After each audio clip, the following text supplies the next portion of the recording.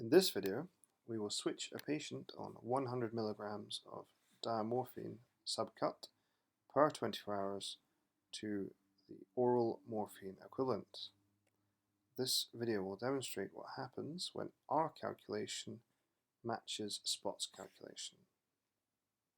To start the new opioid conversion, click the Start a New Conversion button.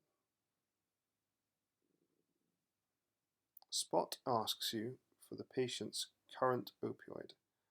In this case, our patient is on subcutaneous diamorphine, so we select diamorphine from the list.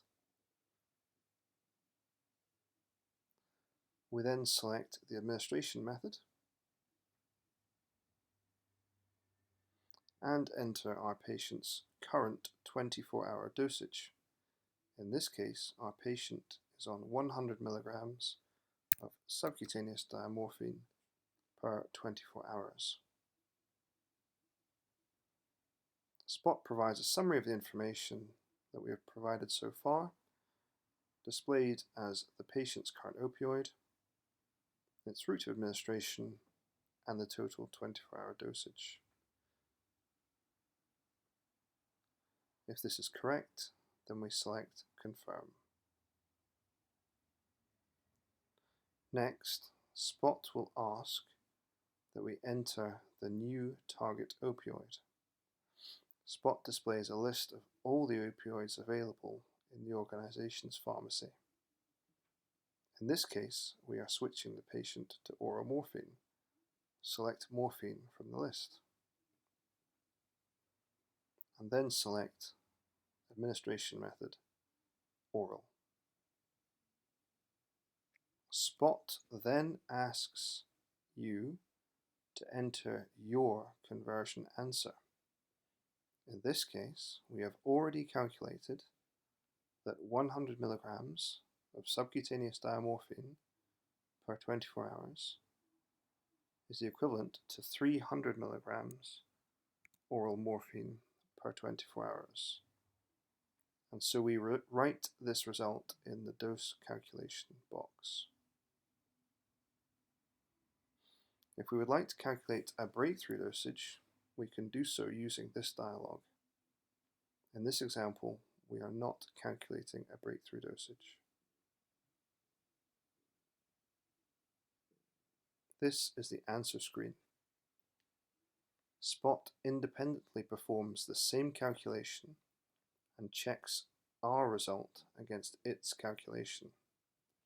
In this instance, Spot has calculated that 100 milligrams of subcutaneous diamorphine per 24 hours is equivalent to 300 milligrams of oral morphine per 24 hours. And as a result, Spot displays a green tick match box. Below our calculation result, Spot displays the list of available preparations of our chosen target drug in the user's organization's pharmacy. Should we want more information on the conversion, the Show Calculation button breaks down how Spot performed the calculation so that we can check our working against Spot.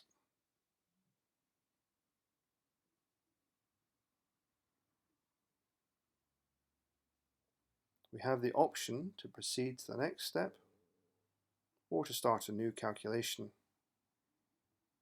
Proceeding to the next step, we are then asked to enter some non-patient identifiable demographic data, including the patient's EGFR, in this case greater than 30, their age, 67, their gender, in this case female, and the location where we performed the switch, in this case in a specialist palliative care centre. Once all the information is entered, we have the opportunity to double check all the data, click Confirm, and Spot has now saved the calculation. We can then return to the main menu.